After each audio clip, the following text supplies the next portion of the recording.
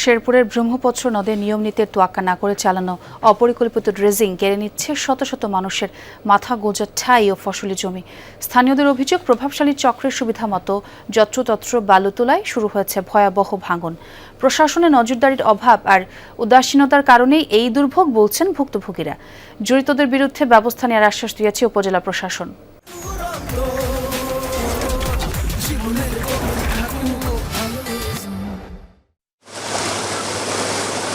শেরপুর সদর উপজেলার নতুন ভাগলগড় এলাকা। ব্রহ্মপুত্র নদের নাব্যতা ফেরাতে চলছে মহাকর্মযজ্ঞ। তবে প্রদীপের নিচেই রয়েছে অন্ধকার। সরকারি মহাপরিকল্পনার অংশ হিসেবে ২০১৮ সালে ব্রহ্মপুত্র নদের নাব্যতা ফেরাতে ১৬৯ কোটি টাকার ক্যাপিটাল ড্রেজিং প্রকল্পের উদ্বোধন করে বিআইডব্লিউটিএ। কাজ শেষ করার কথা ছিল ২০২৪ সালের নভেম্বর মাসে। এক দফা মেয়াদ বাড়িয়ে করা হয় ২০২৭ সালের নভেম্বর পর্যন্ত, কিন্তু এখনও শেষ হয়নি ৫০ ভাগ কাজও।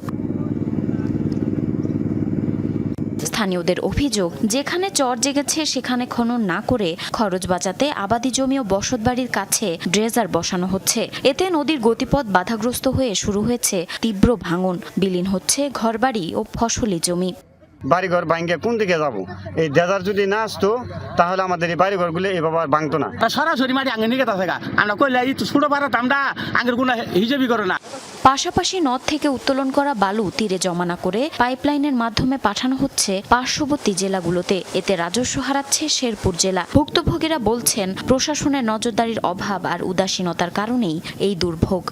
যে দিকে নদী খনন করার কথা সেদিকে না করে এদিকে করতেছে, এবং এই বালুগুলা অবৈধভাবে আরেক জায়গায় নিয়ে যাচ্ছে। বাড়ি ঘর নষ্ট হয়ে গেছে জায়গা এলা মেলা প্রতিপাদন করতেছি, কিন্তু শেরপুরে ঘুরলাম, মনে করেন প্রশাসনের গেলার পর মনে করেন আমাদের এলাকা মনে করেন এলে কোনো মূল্যমান করে না। অপরিকল্পিত ড্রেজিংয়ের বিষয়টি স্বীকার করে পানি উন্নয়ন বোর্ডের কর্মকর্তা জানান, ভাঙন কবলিত এলাকায় আপৎকালীন বাঁধের ব্যবস্থা করা হয়েছে। বিআইডব্লিউটি এর সাথে কথা বলে টেকসই সমাধানের আশ্বাস দিয়েছেন এই কর্মকর্তা। বিআইডব্লিউটি এর আওতায় যে আমাদের পুনরাতন ব্রহ্মপুত্র নদের যে খনন কাজ চলমান আছে, তার আওতায় আসলে আমাদের শেরপুর অংশে বিভিন্ন জায়গায় প্রায় আমাদের ৪.৫ কিলোমিটার ভাঙন রয়েছে। তো যদি আমরা অর্থ বরাদ্দ পাই তাহলে সেক্ষেত্রে আমরা সকল ভৌত কাজ যেগুলো আমাদের ভাঙন প্রবণ অংশে, সেক্ষেত্রে আমরা নদীর রক্ষণ শাসনের জন্য যেসব কাজ করা লাগবে ওগুলোতে আমরা পদক্ষেপ নিতে পারবো। এ বিষয়ে ক্যামেরার সামনে কথা বলতে রাজি না হলেও উপজেলা নির্বাহী কর্মকর্তা জানান, অনিয়মের বিরুদ্ধে জিরো টলারেন্স নীতি গ্রহণ করা হয়েছে। জড়িতদের বিরুদ্ধে ব্যবস্থা নেওয়ার আশ্বাসও দেন তিনি।